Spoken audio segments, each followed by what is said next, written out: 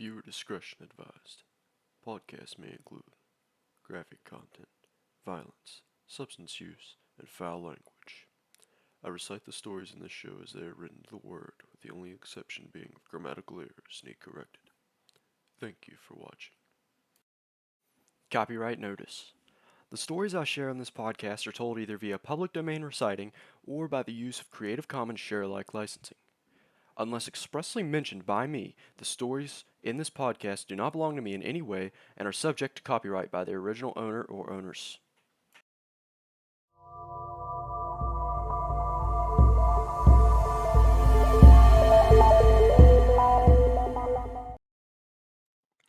What's going on, everybody? My name is Donnie Giles, as you know. Welcome to Scared Shitless. So, we're going to be doing a couple things here about the format. So, work's got pretty hectic. My podcast will now be at a bi-weekly format. So, new episodes will come out every 2 weeks instead of every 1 week until further notice. I'm going to be trying to pump out some makeup episodes, but I can't promise anything. So just bear with me on that. So anyways, let's just get straight to the story. This is SPS at Lake Shawnee. This is my own account of what happened. So let's get right into it. Let's get into my notes. We arrived around 7 p.m. We were greeted by a man named Chris. This was the tour guide who would be showing us around the park and telling us about the information I shared in episode 3 covering Lake Shawnee. During the tour, there were two things that seemed really odd. The first had to do with Chris's behavior. There was a trail that led to the gravesite of the murdered Clay children, which I also referred to in episode 3. He referred to this trail as the creepy trail, and he refused to set foot on it. He absolutely would not set foot on the trail. He constantly shot worried glances towards the small trail, as if some boogeyman were going to come out and kill us all, but nothing happened. There weren't any voices, noises, creatures. There was nothing. The second thing that was odd was the manner in which Cody was drawn to this one spot in the lake when we walked by. He seemed almost entranced when we were going by. And when I say entranced, I mean he was staring at it. Just staring. So, finally, our guide came to an end. Chris left us to our own devices. Immediately, the group starts taking photos. So everyone wanted to get shots of what they were seeing except for myself, who was sitting there munching on a slice of pizza. I'm a fatty, gotta get my food. I was digging my teeth into a warm slice when Cody and Evan began making a ruckus about the camera. I walked over to see what the fuss was about when they told me that Cody had taken a photo by the Ferris wheel, which is over on the other side of the lake, beside the swings. And he and Evan had both saw a humanoid figure peering out from the foliage. I inspected the photo, but saw nothing of the sort. Evan tried to point the figure out to me, but it was gone. I couldn't tell if the look on his face conveyed confusion, fear, or maybe a culmination of the two. This was a very odd event to me.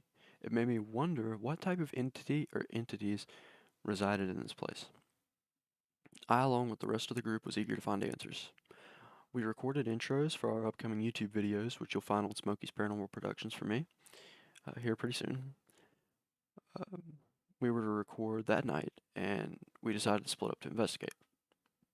Brian invited me to join him because it was my first paranormal investigation. Cody went toward the ticket booth near the front. Evan, however, went straight for the aforementioned creepy trail. Brian and I made our way over to the swings. We wanted to find evidence of the presence of the little girl who died by the swings. So we went to the swing that the little girl died on. Brian, with the EMF detector in hand, asked her to move a string that was a few swings over. It was about 3 or 4 swings over to our left. And so what it was like this little balloon string, and it was hanging from the chain swing. So the string actually moved back and forth. She moved the string back and forth. Then a small jack-o'-lantern bag, she twirled it in circles. So it was spinning, kind of, get like a piece of paper right here, my phone rather. So it was spinning like this, if you can see. So for those of you listening on Spotify, it was kind of going, not really right to left, but in circles back and forth. There was some activity on EMF. We got a few spikes. We tried to do a spirit box session there, but it was unfruitful. Absolutely nothing but static. Then we moved to a nearby gutted van. Everything was pulled out of this van. It was really old, rusty, decrepit. There was a few hornets' nests in there. Like, it was really, really creepy looking. We tried using the spirit box again. Nothing. We were startled though because Evan walks up to the back of the van to came and see what we were doing, and I just happened to look over and he's like right there. So of course me and Brian jump out of our skin. Scares us really bad. So we discussed our current findings. We walk back to base camp. As we step back onto the pavilion's pavement, Cody comes across the radio asking where I'm at. So I informed him of our location, and he told me he was in the midst of a spirit box session. The spirit told him that there were spirits of 6 children around me that were going to hurt me. So this is really interesting to me because at the time, I had no clue what the kill count of the children were at Lake Shawnee, and he specifically said 6, which to me, at the time, it didn't bear any semblance to anything really historically. I just thought, oh heck, I'm surrounded by like 6 people. Like, do they got knives? I don't know. I can't see them. So I'm like, oh, what's going on? But looking back at it now, knowing what I know, there were 6 kids that died at Lake Shawnee Abandoned Amusement Park. He said there were 6 kids around me. So really, really creepy. And he says that the spirit told him that the kids were going to hurt me. So it really caught me off guard. Before I had the chance to really process what was going on, Cody asked Evan to come listen just to get a second opinion. So Evan starts walking that way down the path, and it started exclaiming for him to run. Run, run, Evan, run. And so he made his way over there, and he began working with Cody.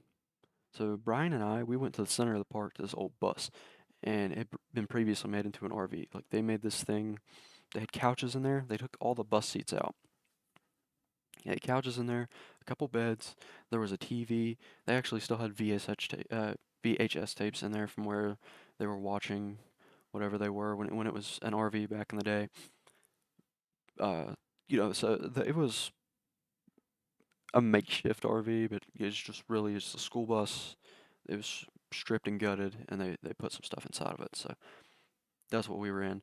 It was beaten down and abandoned. We went in and sat across from each other.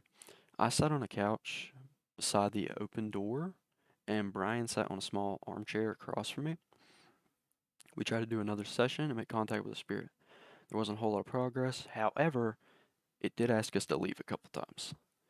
That was all it wanted us to do. Just said leave. So we asked one more time if we should go, and it said leave, please. So we fulfilled its request. We met up with Cody and Evan, and we made our way to the haunted house that the property owners had set up there. It was a run-of-the-mill haunted house, spooky decorations, fake blood all over the walls. It was in good fun. So we made our way to a section that had a desk sitting at it with a chair behind it. It was a really small room, and that's where we started our session. So we decided to use the SD's method for our session and record it. For those who don't know what the SD's method is, it's when you have a spirit box and you put a pair of headphones on it.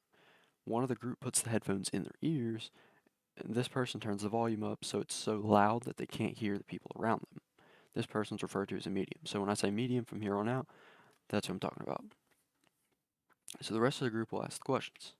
Now, of course, the guy with the headphones can't hear what they're saying, so it can't be faked.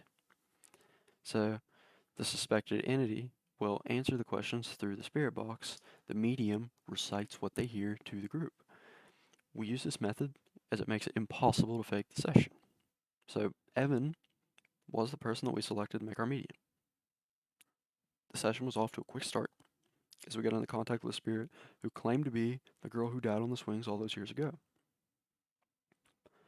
The spirit asked for Evan to go over in that direction and play with her. So we grabbed a hold of him, shook him up, was like, hey, she wants you to go over to the swings. She's requesting you go over there. She wants you to play with her. So, of course, Evan being the guy he is, he's not scared. Takes the headphones off. He's like, all right, guys, I'll see you later. So he makes his way over there. He set off that way immediately, alone by himself. Shortly after Evan left, however, things took a turn. Expecting to continue the conversation, we put headphones on Brian. The spirit then told Brian to go to the bus. We asked who should go to the bus. Said Brian. Only Brian. It was specific, it wanted him to go alone. So then we put the headphones on Cody. The spirit immediately took to threatening Evan. Through the spirit box, it was telling him that it was coming and it was going to cut him. It told him his God couldn't save him and that his Christianity was a false belief. Very, very aggressive. I was relaying the messages back and forth with Evan over radio. And Evan said to it, you can't hurt me. I'm protected by God. About that time, Cody looks me in the eyes, hands over his ears. He says, I just heard a footstep in the grass. Before I get the time that it takes me to get my radio off my side and holler at Evan, Evan comes across the radio just a couple seconds after Cody. He says he hears footsteps nearby. All over the place. Now, the voice lost interest in Evan after that, and it didn't say anything else to him, but it was starting to send cryptic messages that it wanted me to recite to Brian. And it was saying that the reason it wanted Brian to go to the bus is because the kids were underwater. The bus is right beside the lake, so it's right beside the water. And apparently it wanted Brian to be there with the kids.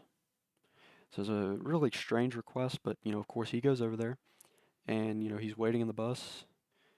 I think he ran a spirit box session, but as far as I know, nothing came back out of that. But, he was in the bus, and they kind of left him alone. So then the spirit said, Cody.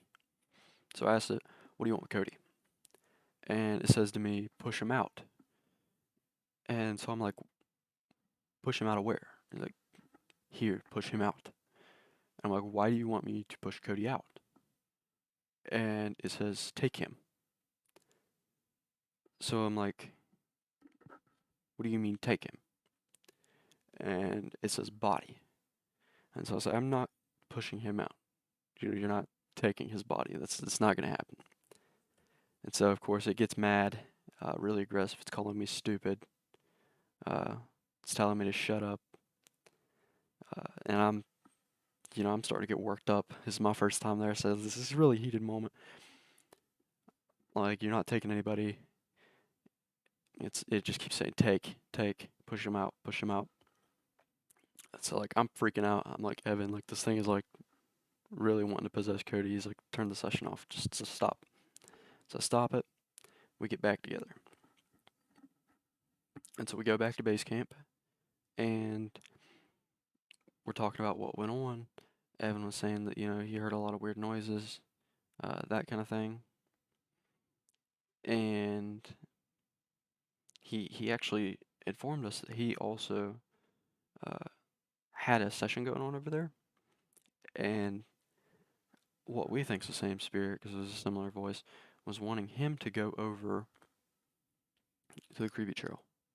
It wanted him there.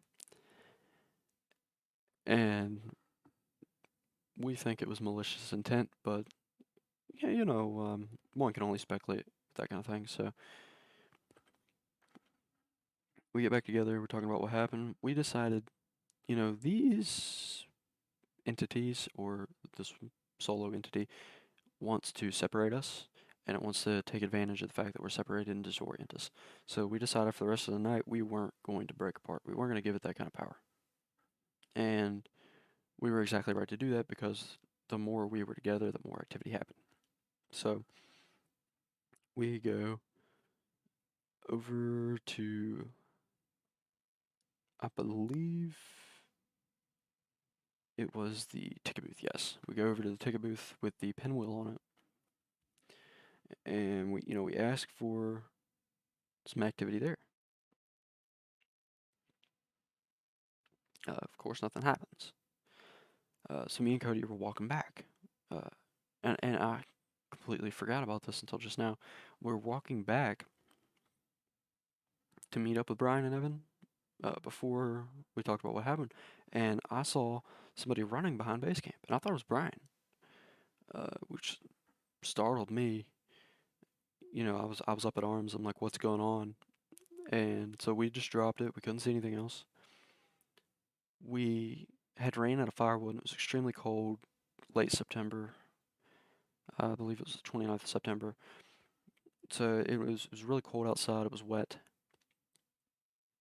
and there was supposed to be some firewood over at the homeowner's house that owned the property. So we had to cross over into the Indian burial ground. Now, just a little piece of the lore that goes into this is there's supposed to be a shadowy figure that crosses the path really fast, faster than you can see it, and it happens right around the hour of 2 to 3 a.m. Now, at the time when we were getting ready to cross this path, I think it was like 2:30 in the morning, and so it was like right in this period of time. But when we walked out of the amusement park, the heavy feeling, nervousness, shakiness that I had there, it was gone. I wasn't nervous anymore. I was at ease. Cody felt the same way. Evan and Brian were the exact opposite. I mean, they were, more so Brian than Evan. I think, really nervous. They felt like they were being watched. They were looking around, shining flashlights around like crazy. And, me and Cody, we just proceeded. We just kept walking. I was, I don't know. I felt a compulsion to move forward, to just continually move forward. I had no interest in what was around me, what was watching me, if anyone or anything was. I just continued on. So we make it over there. Unfortunately, we were unable to find the firewood. And so that was a bummer, but we made our way back. So we're making our way back. Again, Cody and I were just moving forward. As we go to walk, and for those of you who have seen photos of Lake Shawnee or you have been there yourself, they've got a gate with a big clown mouth and that kind of thing. If you've not, pull up pictures, you'll find it. So behind the big ticket booth in the front, we saw this big figure.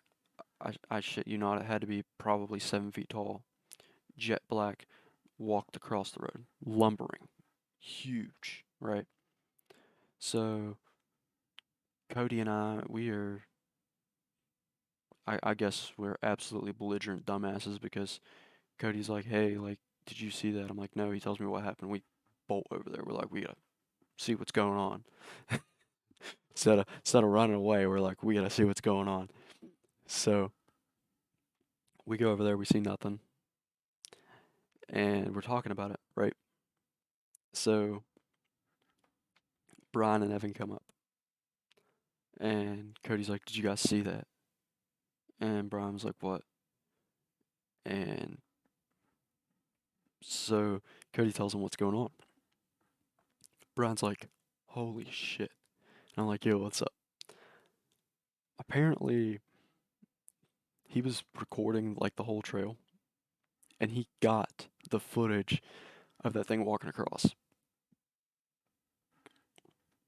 He thought it was Cody because Cody's a pretty tall guy, but we had Cody standing next to the entrance like gateway. He's not tall enough. So, insanely enough, we do have that on camera, and I will have that clip on my YouTube for anybody that wants to see that. Smoky Paranormal Productions on YouTube if you're listening on Spotify. If you're listening on YouTube, just stay tuned. But that was something that we found really insane. We came back, we were discussing what was going on.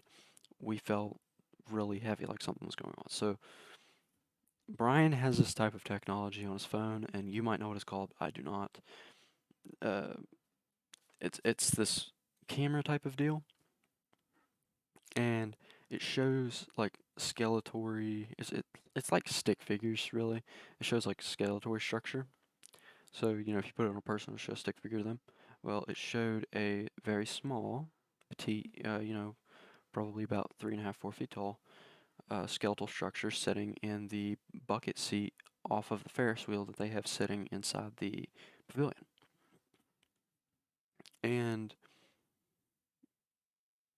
So me and Cody walk up to it, and they got us on camera. Cody puts his hand out. He's like, "Whoa, that's cold." And Evan and Brian are like, "What?" And so I'm like, "What's going on?" I go over there. Because I was halfway over. I walk back. I'm like, "What's going on, guys?" And the skeletal structure was reaching out and grabbing hold of Cody's hand. So I'm like, "I've got to see this." So I walk over the bucket seat and I hold my hand out. And I'm like, "Hey, do you want to grab my hand?" And my fingers, man, they were ice cold. It was so weird. And they actually got a picture of me and the skeletal structure reaching out and grabbing my hand. And so I'll share that on my YouTube video too. It's really cool. So that was what went on there. The structure, it got up and left. And so we're sitting there talking about what's going on, just having a good time, laughing a little bit, uh, drinking some soda pop. I was munching on some honey buns, and we were talking about what we were going to do next. So we decided that we were going to go and walk around the lake, see what we could figure out. We, I believe we went to, I think it was the bus first, and we went in there. We were having a session, and immediately the entity from before comes back. It wants Evan to go to the creepy trail. For lack of a better word, it's talking shit. It's provoking him really bad.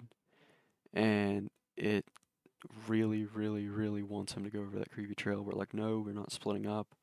It starts shouting profanities at us. So we try to ignore it as best as we can. That kind of thing.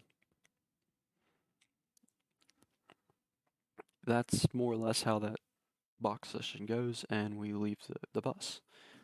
And we're walking around the rest of the lake, and we decided to go down the creepy trail. So we go down the creepy trail, and we stop midway. Something felt really weird. Brian especially was saying, the hair on my neck is standing up. Like, this is a really heavy area. So we stop there, and we're having a session. And so we make Evan the medium again. We force him to do that quite a bit. And so we're having our session, and we ask, is there something there? And it says yes. So we're like, what's your name? So it says Zach. We got a name. So we're like, okay, Zach, where are you? And it just keeps saying behind you. So we're like, behind Evan? It says no. So I'm like, behind me? And it's like, no. And so I'm like, where are you? And it says, watching you. And so Cody says, are you hiding? And he says, yes. And Cody says, why are you hiding? And he says, him. And Cody says, are you hiding from him? And it answers yes. So Cody's like, who's him? No answer. Brian's like, is it the 2,000-year-old spirit? And it says yes. Yes, him is the 2,000-year-old spirit. And it says run. So I'm like, why run? And it says him. And Cody says, well, what about him? And he says, hurt you. And it's really, really insistent that it's going to hurt us. We could not get any more information out of it. It's just run, him, hurt you. He's going to hurt you. And so it said something really weird. There was something that I noticed towards the beginning of the trip, and I didn't reference it to anybody. I didn't think it was a big deal. But I thought I saw like a shooting star by the pavilion, like as soon as it got dark, and it was really early. But it seemed close. Like it did not seem high off the ground. You see a shooting star is usually like way up. Not in this case. And so it references to me that there's this white thing flying through the air. Apparently, I'm not the only one who saw this. Apparently the other guys saw it as well, and everybody's freaking out. we are shitting bricks. We're like, we've been being watched all night. So, I don't think we got much else out of that. We decided to stop the session. It wanted us to go back. That was the last we got out of it. It just kept saying, turn back, go back, go back where you came from. And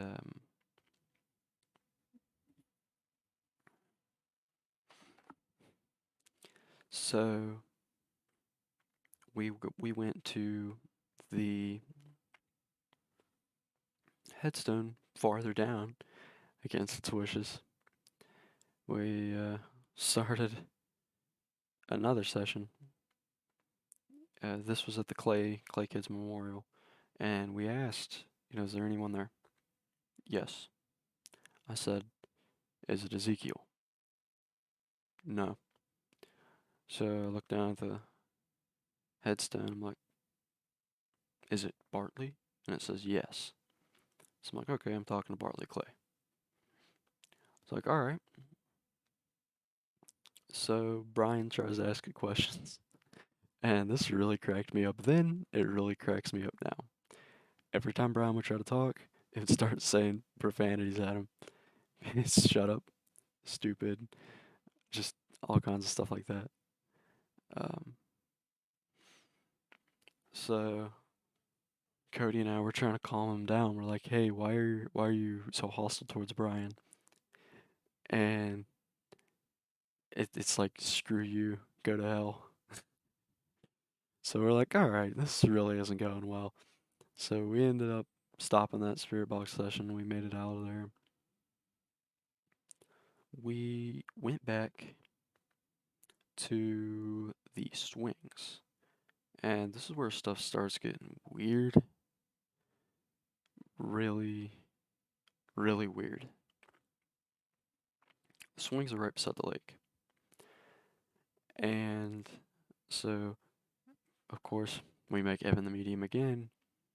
Evan's sitting down on the picnic table. I'm sitting down right beside of him. Cody and Brian are asking questions. Evan's listening. I'm freezing my ass off. And so they get some answers.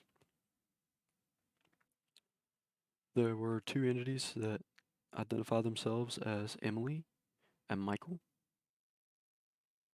And, Emily wanted Cody to run around the swings with her for a while, so that was fun. But then she got scared and she wanted to leave. Um, so the entity Michael is like, come find me. And about that time, Cody hears some rustling. He walks over towards the lake where he hears rustling from. Want to guess where it's from? The spot he was looking at earlier. The same fucking spot. So he goes over there. Not over to the spot, but, to the lake where the spot's in sight. And what he said he saw absolutely chilled me to the bone. If I had known what he saw when he saw it, I would have hauled ass out of there. He saw this child. I think he said the skin was pale. If not, get in the comments, correct me on that. And it had hollowed out eye sockets. It's black. And I wanted him to come over there. And so what did my man do? He starts walking towards the fucking thing. He starts walking towards it. Why would you do that? I don't know. I sure as hell would not do that, but that's what he did. And he's talking to it. It wants him to come find him, that kind of thing. Then it starts saying the name of one of our hometowns. And so Cody asks him, how do you know that place? And he just says, I know. And we're like, did you used to live there? And he's like, no. And so we're like, why do you want to go there? He says, take me with you. And so we're trying to trick it. And Cody says, who? Brian? And says, no. He says, who? Me? He says, no. He says, who? Donnie? He says, Evan. And I'm like, How does he know where Evan lives? And so that was creeping me out really bad. And it was saying that it was cold and that its arm was stuck in the drain. You know, that it was the kid that had its arm stuck in the drain and died, which still creeps me out. And it did not want us to leave. We were trying to stop the session. It's like, no, please don't go. Take me with you. So the way that they got away is, they told it like, hey, we'll come back later. Cody specifically said, I'll be back later. I'll talk to you again. I'll come back. And it said, okay. So we went over back to base camp. At this point, I've been up for 24 hours. It was getting like early in the morning. I conked out. And that was kind of how the end of the story goes. Now, for the most part, it was exactly what Lake Shawnee's described to me to be. It is a very haunted location. And, for the most part, the entities there are very nice. They're very kind. And that's what the guide says. It's what a lot of people that have been there have said. It's only good energy. What I wonder is, where did the bad energy come from? So, I don't know exactly what happened or what could have happened. My theory is, maybe somebody brought a little bit of something that they shouldn't have there, whether that be some kind of screwed up ritual or using, the good old Ouija to bring something that probably should not have been there. And the children there, they're afraid of it. So, it's a really scary prospect, and it's something that we want to investigate further on. And we will be going back to Lake Shawnee sometime, hopefully in the next year or so, and seeing what we can figure out, because there is a lot to uncover there, a lot to unpack, and it is by far one of West Virginia's most haunted places. According to the whole group, I know this was my first paranormal investigation, but they've been to a couple other places that, I mean, were absolute hotspots, and still yet they said this has got to be the worst, the most activity. So I also want to encourage anybody that is in the area, if you're around Princeton, West Virginia, if you live in West Virginia, if you live in the surrounding states and you like the paranormal, please go to Lake Shawnee Amusement Park. The price is not terrible per person. They need that money to put toward the park, and they need it badly. And in order to be able to preserve that place and keep it the way that it is, which I think that they should do, they gotta have a little bit of help. So tourism really helps, exposure really helps, and that's what I'm gonna try to do with this platform. I don't have a large platform, but I want to encourage everybody, check it out, get in contact with the owners and the people that manage it. Go give them a visit, see what you think of the place. I loved it. It scared the crap out of me, but I loved it. And I think you guys will too. It was an awesome experience, and I can't wait to go again. Really great place. So that concludes the story there. So if you're still listening, we'll get into a couple things. So Spotify. If you're listening on YouTube and you're not listening on Spotify, please listen on Spotify, because I have to have 50 listeners to unlock my ads. Ads is what's going to make me more and more dedicated to this. And, I know that sounds bad, but it has to be something to help me out. I'm trying to turn this into a part-time job, and maybe later on another full-time job. I would really love to do that. I incredibly enjoy doing this. Right now, I have to keep it as a hobby thing on the side, because unfortunately it's not something that I've been able to make a business or a living out of, but hopefully that's something that changes sometime in the near future. Now, with that said, exposure really helps me just as much as it helps the guys over at Lake Shawnee. Share my podcast. That's how you're going to help me. I get the best help when you share it. and YouTube too. I need 1,000 subscribers. I think I have to have 2,000 uh, public watch hours, or maybe I don't know. I'll have to get back to you guys on that. But I need those things in order to get monetized and in order to make money off of this. And listen, I want to get better deals with up and coming authors, people that want to tell their stories, and get more content out there for you guys, especially unheard stories. I want to be an original platform. Don't get me wrong, I want to share the popular stories of, all the cool, old, scary, creepy pastas, those kinds of things that we've all heard, we've all grown up on. But what I want to do the most is I want to grow my platform. I want to help authors and other writers grow their platform. As a narrator, they keep me going. And as an author myself, I understand, how much of a struggle it can be, because once you put something out there for people to read, a lot of times people steal it. They don't give you credit. There's a lot of copywriting issues that comes with being an author, and there's a lot of opportunistic narrators that make a whole lot of money off of people's work, and they don't get a single bit of credit for it. So I want to be, a prevailing force that does not do the things that they aren't supposed to, and I want to help other people like myself try to establish themselves and make a career out of something that they enjoy doing. So that's all for that. I do want to share this right here. It's just a piece of artwork. I promised you in the comments. Did get some fan art from Alyssa White, one of my YouTube subscribers. I really appreciate it. I like the artwork.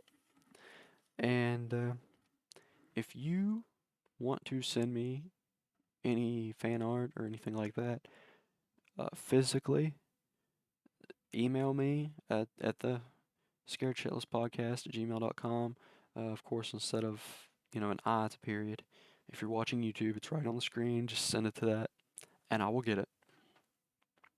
And if it's, something physical, let me know. I'll send you my address. I don't really want to dox my address here, but, I'll send you my mailing address. You can send it to me, and, maybe it'll get shown on the show. So I really, really appreciate the support, Alyssa. Thanks for sending the fan art in, and, that's awesome. So that's really all I got for you guys. Big, big stuff coming.